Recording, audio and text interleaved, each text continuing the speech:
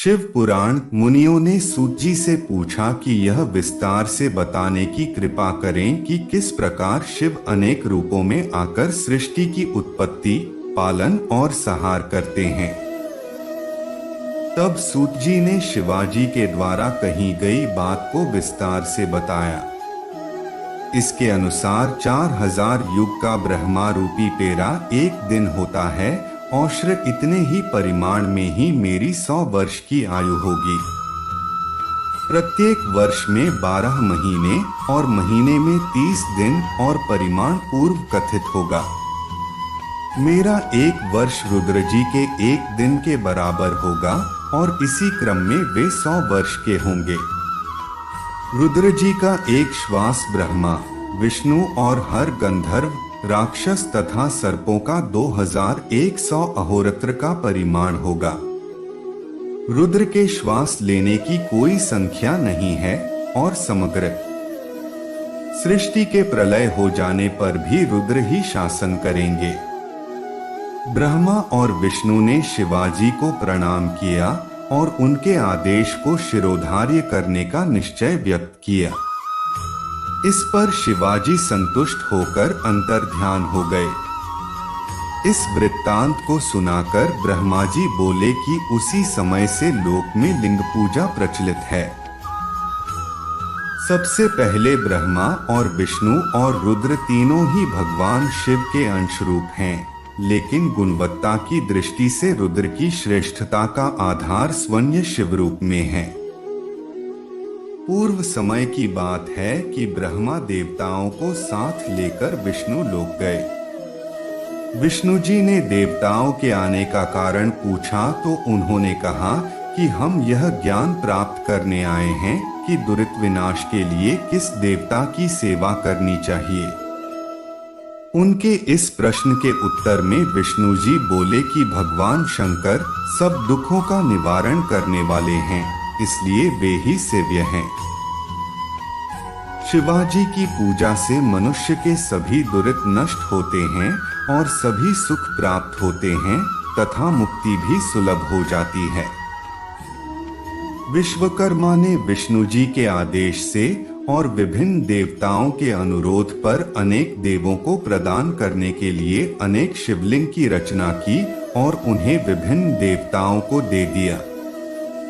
इंद्र के लिए पद्म राग मणि खचित, विश्वदेव के लिए रजतमय, कुंबर के लिए स्वर्गमय, अश्विनी कुमार के लिए पीतक का, नाग के लिए चंदन का, धर्मराज के लिए पीतमणि का, लक्ष्मी के लिए स्फटिक का, छाया के लिए मृत्तिकामय, विष्णु के लिए इंदु नीलमणि खचित, चंद्रमा के लिए मौक्तिक, यज्ञ के लिए दधिमय, ब्रह्मा के लिए सुवर्णमय और देवी के लिए नवीनीमय लिंगों की रचना करके सब देवताओं को दे दिए।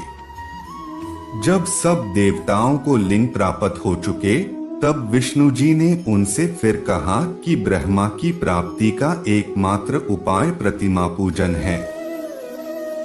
उसी प्रकार शिवलिंग की पूजा से सभी देवता अपने आप प्रसन्न हो जाते हैं।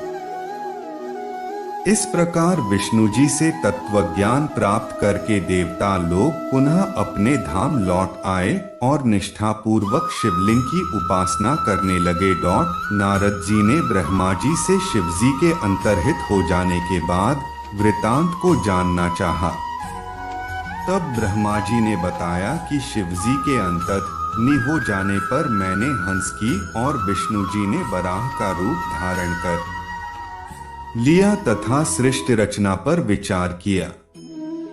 हंस और बराह का रूप धारण करने के कारणों पर प्रकाश डालते हुए और नारद जी की जिज्ञासा का शमन करते ब्रह्मा जी बोले कि हंस की गति ऊपर जाने की निश्चल होती है और क्षीरनीर जैसी विवेक बुद्धि तत्व के ज्ञान में जैसी हंस की होती है वैसी किसी और पक्षी की नहीं। हंस ही ज्ञान और अज्ञान के निर्धारण में सर्वाधिक सक्षम है, इसलिए मैंने हंस रूप धारण किया। बराह की नीचे जाने की निश्चल गति होती है, अतः विष्णु ने बराह का रूप धारण किया। इसके बाद नारद जी को सृष्टि रचना के विवरण से परिचित कराते हुए ब्रह्मा जी ने कहा कि शिव के अंतर्हित हो जाने पर विष्णु जी ब्रह्मांड से बाहर निकल बैकुंठ में चले गए और उस समय मैंने शिव और विष्णु को प्रणाम करके सबसे पहले जल का निर्माण किया। उस जल में एक अंजलि डालकर 24 तत्वों वाला एक अंड प्रकट किया। वह फिर विराट हो गया। उस विराट अंड में चैतन्य लाने के लिए मैंने 12 वर्ष तप किया।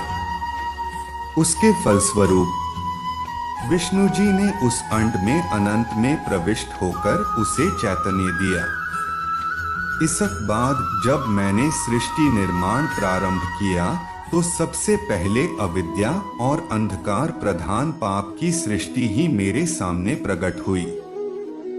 उससे मंत्र स्थावरों की रचना की और पुनः मुख्य सृष्टि की रचना के लिए शिवजी का ध्यान करने लगा।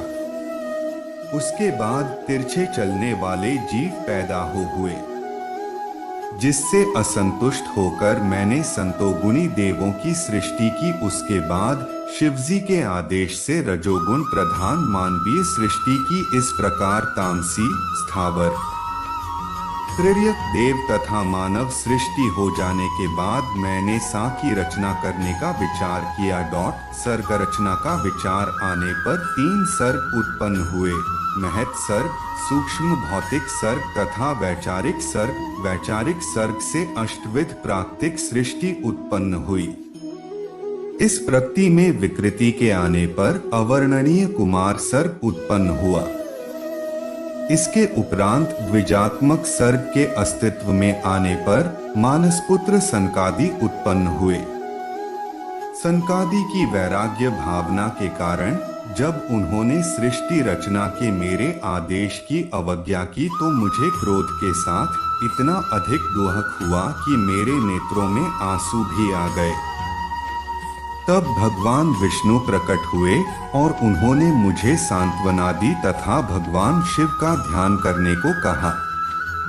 मैंने शिवजी का ध्यान से प्रसन्न होकर अर्धनारीश्वर तेजराशि नीलोहित शिव प्रकट हुए और मेरी प्रार्थना पर उन्होंने अपने तुल्य रुद्रों की सृष्टि की। मैंने हाथ जोड़कर उनसे मानवीय सृष्टि करने की प्रार्थना की जो मरणध्वर्मा हो।